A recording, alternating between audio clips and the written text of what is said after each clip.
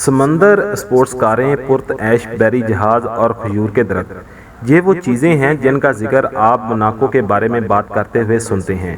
Monaco کو آپ امیر ترین اور مشہور شخصیات کو جنت کہہ سکتے ہیں۔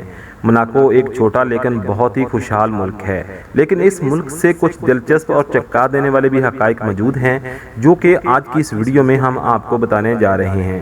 السلام علیکم، میرا نام ہے عمران اور آپ دیکھ رہے ہیں گلوبل سپیکس۔ ویڈیو میں آگے بڑھنے سے پہلے آپ دوستوں سے چھوٹی سی ریکویسٹ ہے کہ ہمارا چینل گلوبل سپیکس سبسکرائب کر لیں اور ساتھ لگے بیل آئیکن کو ضرور آن کر لیں تاکہ اس طرح کی مزید اور انفارمیٹیو ویڈیوز آپ کو بر وقت ملتی رہیں، اور اس کے ساتھ ساتھ ہمارا فیس بک پیج ٹیکنیکل ماسٹر عمران کو بھی ضرور فالو کریں وہاں پر بھی، تاکہ آپ کو نت نئی ویڈیوز کا نوٹیفیکیشن ملتا رہے۔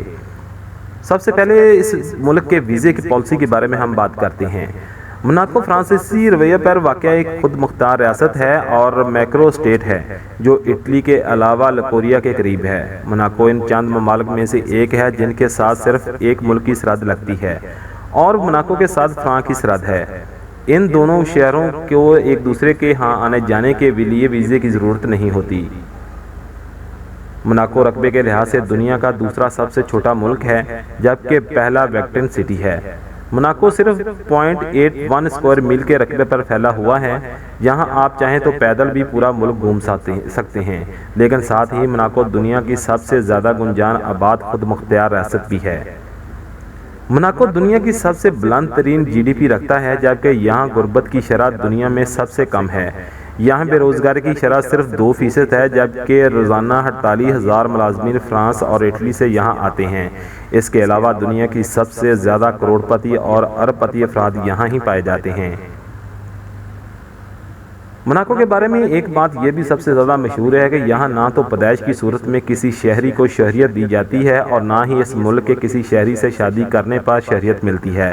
موناکو کی شہریت حاصل کرنا ایک اعزاز کی بات سمجھی جاتی ہے، لیکن اس بات کا فیصلہ ملک کا بادشاہ کرتا ہے کہ کس ملک کو پاسپورٹ دینا ہے اور کسے نہیں۔ موناکو کے رہائشیوں کے لیے ضروری ہے کہ وہ اپنا ذاتی بینک اکاؤنٹ رکھتے ہیں، جبکہ اکاؤنٹ کھولنے کے لیے ایک بڑی رقم کی ضرورت ہوتی ہے، لیکن اکاؤنٹ کھولنے سے قبل عملہ آپ کے آمدن کے ذرائع کی بھرپور جانچ کرے گا۔ آپ بغیر اکاؤنٹ کے نہ تو اپارٹمنٹ کرائے پر حاصل کر سکتے ہیں اور نہ ہی اپنے نام سے کوئی سم کارڈ جاری کروا سکتے ہیں۔ اس ملک میں لباس کے حوالے سے بھی کافی پابندیاں ہیں۔ مثال کے طور پر آپ ساحل سمندر پر سوئمنگ سوٹ پہنیں گے یا پھر بغیر شرٹ کے گھومیں گے۔ اس کے علاوہ آپ کو ساحل پر جوتے پہن کر چلنے کی اجازت بھی نہیں ہوتی، ورنہ جرمانہ عائد ہو سکتا ہے۔ اس کے علاوہ آپ شرٹس پہن کر عوامی مقامات پر بھی نہیں جا سکتے۔ موناکو جب بچے 18 سال کے ہو جاتے ہیں تو وہ اپنی ذاتی رہائش گاہ کا حقدار پاتے ہیں، لیکن یہ گھر لینے کے لیے انہیں حکومت سے درخواست کرنا پڑتی ہے، جس پر عمل درآمد کے لیے انہیں کئی سال تک انتظار کرنا پڑتا ہے۔ امید ہے فرینڈز کہ موناکو کے حوالے سے چھوٹی سی معلومات ویڈیو آپ کو پسند آئی ہوگی۔